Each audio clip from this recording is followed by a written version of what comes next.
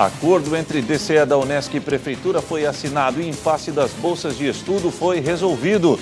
Relatório interno elaborado por técnicos do Tribunal de Contas da União coloca em dúvida o principal argumento de defesa do presidente Michel Temer no chamado inquérito dos portos. O problema ainda não acabou. Mais um parque na maior cidade do Brasil foi fechado em virtude da febre amarela. Comerciários de Criciúma aceitam proposta de reajuste salarial oferecido pela classe patronal referente ao acordo coletivo de maio do ano passado. Venda de peixe deve crescer em média 10% em virtude da Semana Santa. E no esporte, Natan, jovem talento revelado pelo Tigre, vai estrear no time principal do Criciúma no clássico de amanhã frente ao Joinville.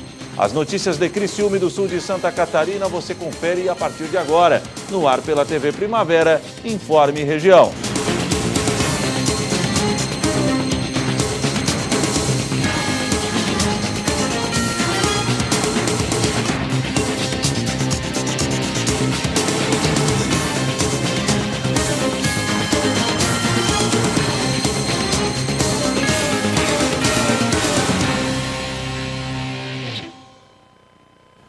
Hoje, quarta-feira, 28 de março de 2018. Para você que sintoniza a tela da TV Primavera, uma boa noite. A polêmica das bolsas de estudos da Prefeitura não durou uma semana. Ontem, o presidente do Diretório Central do Estudante da Unesc e o Poder Público Municipal firmaram um acordo e resolveram o problema. Uma divergência entre Prefeitura e Diretório Central do Estudante da Unesc levantou uma discussão em torno das bolsas de estudos cedidas pelo governo municipal. A lei orgânica estabelece que nós precisamos ter 697 bolsas. A Prefeitura propôs o lançamento de um decreto edital com 280, nós questionamos. A Prefeitura nos deu a resposta de que o número se deu devido ao fato de que já existem 430 estagiários, mais ou menos, e que totalizando os 280 mais os 430 se atingiu o número da lei orgânica. Nós questionamos novamente, porque as leis complementares que regulamentam o artigo 129, elas dizem que precisa passar pelo critério de uma comissão, que é a comissão formada pelo DCE, pelo CISERP, por outros membros, totalizando 6, e esses estagiários não passaram por nenhum tipo de critérios, foram contratados pela Prefeitura, de alguma forma, mas não foi com o critério da comissão. Então, questionamos isso. E esse era o problema, que agora nós chegamos a um denominador comum, um acordo com a Prefeitura. Após o desencontro que gerou preocupação entre acadêmicos e diretores do DSE, reuniões foram realizadas entre membros do governo e representantes dos estudantes. Os encontros resultaram em um acordo assinado e o fim do impasse. Na sexta-feira, escutamos a proposta da Prefeitura, que era de não renovar o contrato dos estagiários, né, de forma tácita, como ocorre hoje, que eles têm um contrato de um ano prorrogável por mais um, e com esses estagiários vencendo o contrato, incluí-los na conta. Então, hoje, 280, exemplo, no próximo semestre, 50 não renovaram o contrato, então daí vai para 330, enfim, assim gradativamente, proposta da Prefeitura. Nós trouxemos essa proposta para o crivo do Conselho de Entidade de Base aqui do DCE, que é formado por todos os centros acadêmicos, como se fosse o poder legislativo nosso. Reunimos na segunda-feira, às 19 horas. A Prefeitura segurou o edital e o decreto até que nós tomássemos uma decisão. A proposta da Prefeitura foi aprovada e nós fizemos duas outras contrapropostas, que foram a do lançamento do edital e do decreto antes do início do semestre, para o estudante ter a garantia financeira e jurídica de que vai ser contemplado ou não pela Bolsa para poder se organizar no semestre. E o outro ponto da nossa contraproposta foi que a entrega de documentos que hoje e que nesse semestre vai ocorrer na Prefeitura, ocorra aqui na universidade, mais fácil, então, de locomoção para o estudante, porque já vai estar aqui dentro. E, além disso, fazer a conferência dos documentos aqui dentro. Porque o estudante entrega na Prefeitura, mas não é feito conferência. Eles apenas enumeram as folhas e deixam lá com o protocolo. Se faltar qualquer documento, o estudante automaticamente é excluído do processo, sem análise de nenhum mais documento. O presidente do DCE estava feliz com o acordo, já que, segundo ele, houve sim um avanço nas negociações. Ficou dentro das possibilidades, Weber, a gente costuma dizer, porque quando a gente não tem nada, o pouco é muito. Então, historicamente, nos últimos anos, o DCE não tem conseguido ou não havia conseguido qualquer avanço com relação às bolsas da Prefeitura Municipal de Criciúma. Nós conseguimos 3 pontos. Para alguns pode parecer pouco, mas para os estudantes é muita coisa. Passado o susto, agora é focar em outras pautas que envolvem a vida acadêmica da Unesc. O que eu tenho para dizer diretamente aos estudantes é que na nossa gestão, que é a gestão de um ano, de 2017 a 2018, nós vamos trabalhar muito por eles, isso já foi prova disso, baseados sempre no diálogo, porque o diálogo para nós é a melhor forma de resolução de conflitos, sempre foi, sempre será, e foi assim que nós resolvemos esse primeiro problema. Temos alguns outros ainda a enfrentar, como a questão dos horários de ônibus e alguns mais internos, mas nós superaremos todos com muito esforço, com muito trabalho. Sinal de atenção no Palácio do Planalto. Um relatório interno elaborado por técnicos do Tribunal de Contas da União coloca em dúvida o principal argumento da defesa do presidente Michel Temer no chamado inquérito dos portos. Essa investigação apura se o presidente da República beneficiou empresas do setor como a Rodrimar com a edição de um decreto em 2017. Segundo documentos do Tribunal de Contas da União, que a emissora Rede Globo teve acesso, o decreto número 9.048, o chamado Decreto dos Portos, cria um contexto que poderia, no futuro, beneficiar empresas com contratos anteriores ao ano de 1993. É o caso da Rodrimar. O relatório vai de encontro à defesa do presidente porque o principal argumento de Michel Temer sobre o tema, até agora, é que a Rodrimar não poderia se beneficiar das regras que entraram em vigor em maio do ano passado. Ainda de acordo com a Rede Globo, auditores do Tribunal de Contas da União avaliam que o decreto extrapola o que a lei diz sobre o benefício de empresas que administram terminais portuários. Eles também querem investigar se houve participação de integrantes do governo na edição da medida, o que caracterizaria desvio de finalidade. Essa investigação ganhou um reforço nos últimos dias. A Secretaria de Fiscalização de Infraestrutura Portuária e Ferroviária,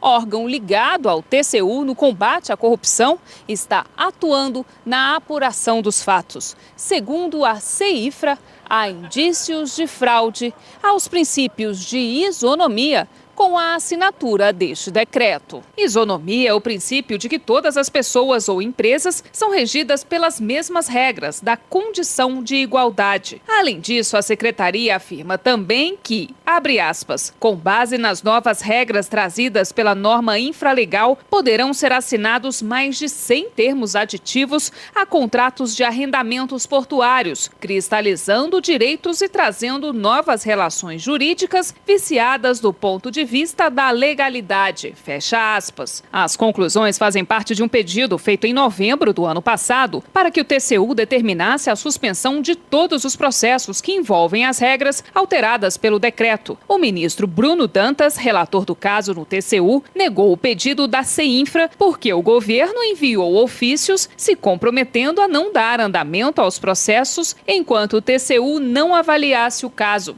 O delegado Kleiber Malta Lopes, responsável pelo inquérito dos portos, quer essas informações do TCU. O delegado também pede acesso à relação das empresas que pediram a prorrogação de contratos com base no decreto. Os técnicos do TCU avaliam se vão pedir ao Supremo Tribunal Federal acesso aos documentos do inquérito dos portos, que está sob a relatoria do ministro Luiz Roberto Barroso. Barroso autorizou recentemente a quebra de sigilo bancário de Temer na investigação. Além deste inquérito, o presidente Michel Temer é alvo no inquérito da Odebrecht, que investiga se a construtora pagou propina na Secretaria de Aviação Civil no período do MDB. O Tribunal de Contas da União pretende aguardar o desfecho do inquérito dos portos para se manifestar sobre a legalidade do decreto que alterou as regras do setor. Até lá, várias empresas ficarão impedidas de ajustar seus contratos à nova legislação. A resposta do Palácio do Planalto veio por meio do Ministério dos Transportes, que diz que o texto impede a possibilidade de adaptação aos contratos anteriores ao decreto, o que torna claro, segundo o Ministério, que a Rodrimar não pode se beneficiar dele. A empresa Rodrimar não quis se manifestar. A seguir, comerciários de Criciúma aceitam proposta de reajuste salarial oferecido pela classe patronal referente ao acordo coletivo de maio do ano passado.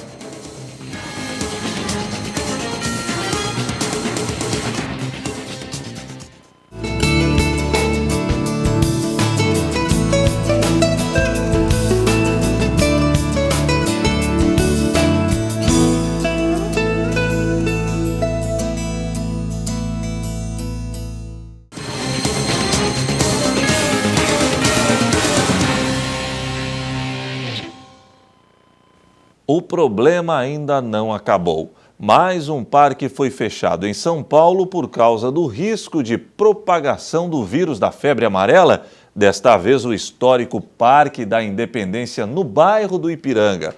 Com este, já são 29 locais interditados.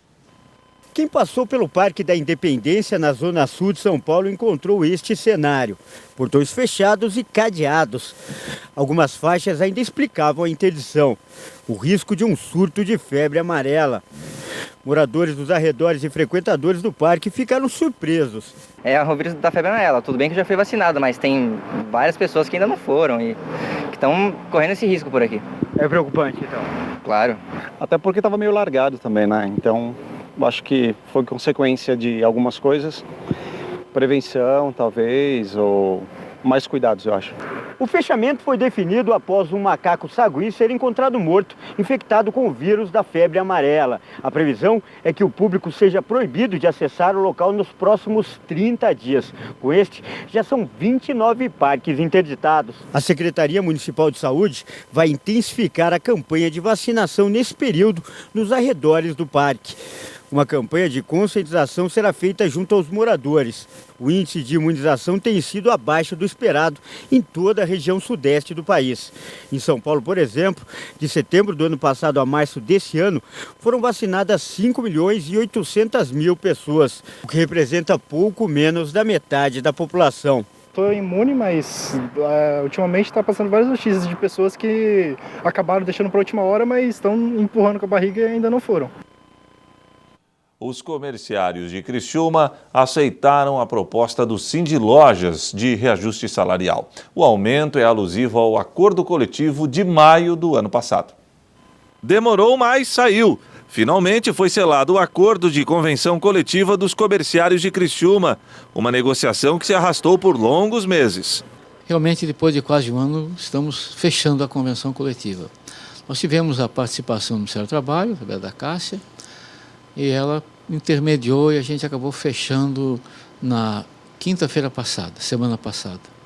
Então estamos agora aguardando o sindicato patronal, né, se manifestar, já que eu elaborei a convenção, encaminhei para o advogado do sindicato patronal, vai me retornar hoje durante o dia para a gente fechar, porque alguma matéria de repente a gente tem que ajustar. O sindicalista firmou os termos junto ao sindicato patronal e que, posteriormente, foram aprovados em assembleia pelos trabalhadores. O piso passou de 1.215 para 1.270. Essa diferença tem que pagar agora, de maio do ano passado para cá. Inclusive o 13º.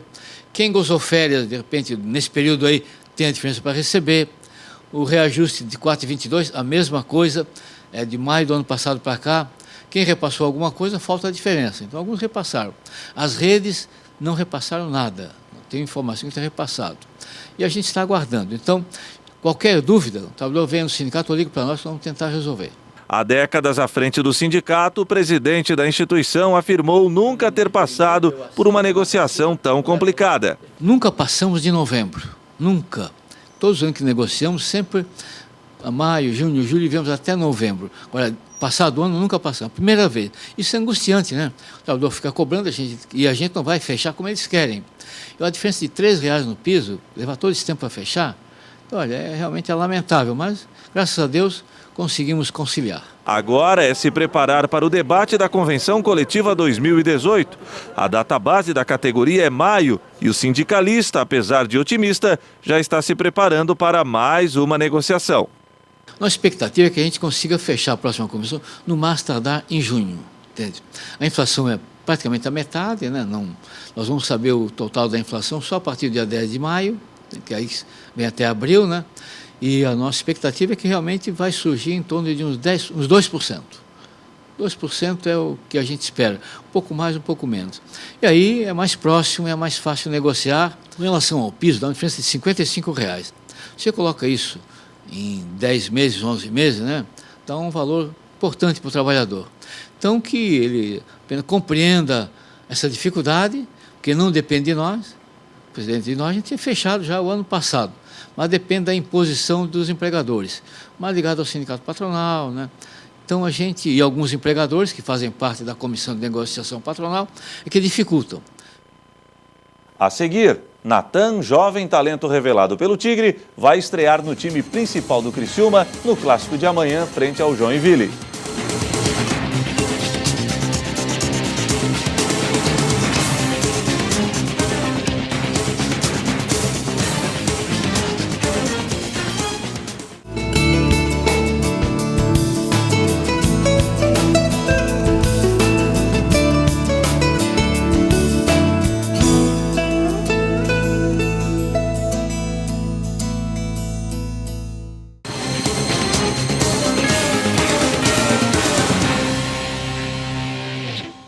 O mercado aposta em um crescimento de 10% na venda de peixes esse ano por conta do feriado prolongado.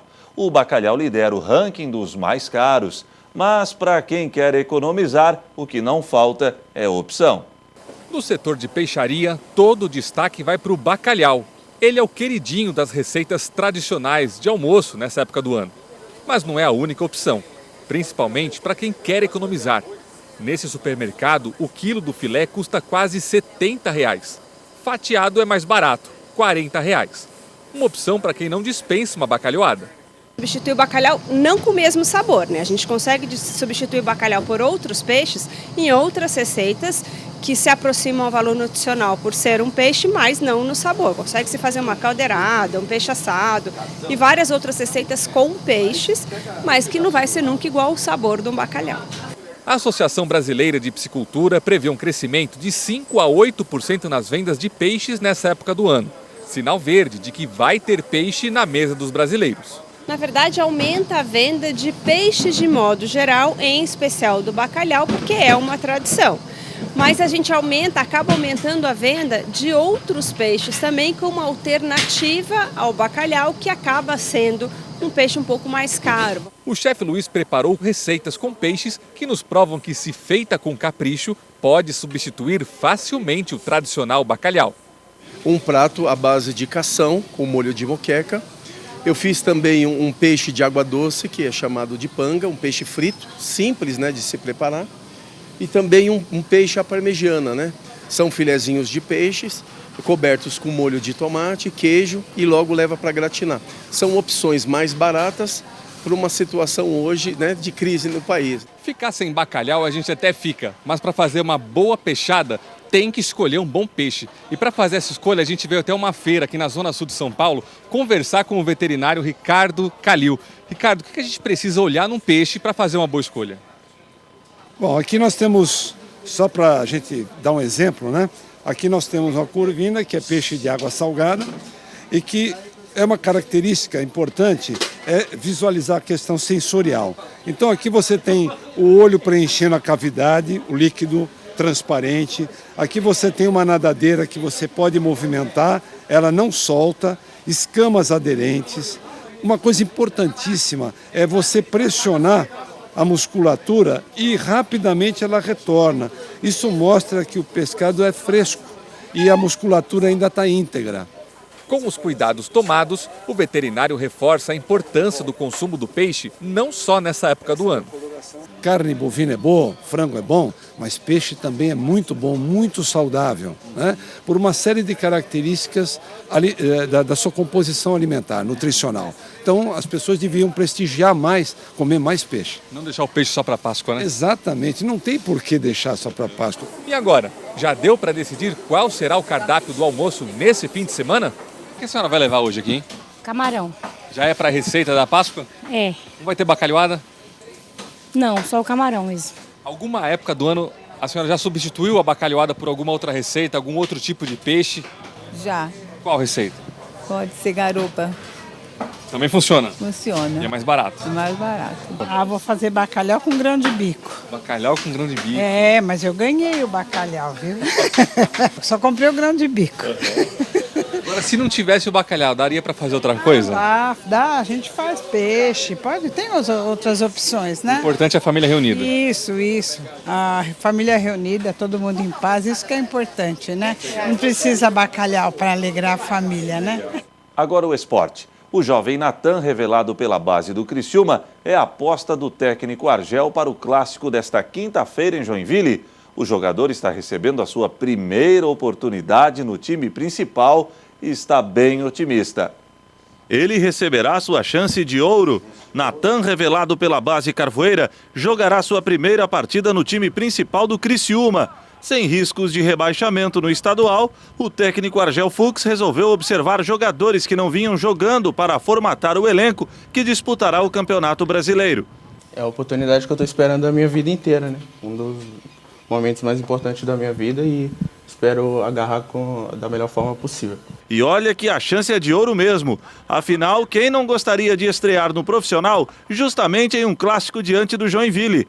Aliás, jogar em Joinville vem se tornando um problema sério para o Tigre nos últimos anos. Sim, eu fiquei sabendo que tem 11 anos que a gente não ganha lá, né? E o tabu foi feito para ser quebrado. Estamos aí para provar muita coisa para muita gente ainda. O polivalente jogador, que atua como volante lateral, não se importa muito com a posição que irá atuar na quinta-feira. Ele quer mesmo é estar em campo e impressionar o comandante tricolor. Quando eu vim para cá em 2016, eu vim de lateral direito. Surgiu uma oportunidade de eu ir para volante. Quando eu jogava lá no Cruzeiro, eu jogava de volante lateral. E sempre que sobra essa lacuna para jogar de volante, eu jogo, mas estou sempre desempenhando nas duas formas. Mostrando-se maduro, Natan sabe que o time que irá entrar em campo no norte do estado não estará muito entrosado. Porém, o jogador acha que entrosamento é importante, mas não é tudo. Entrosamento é um ponto importante, mas uma coisa que passou os 15 minutos ali, se soltar em campo, fica bem tranquilo.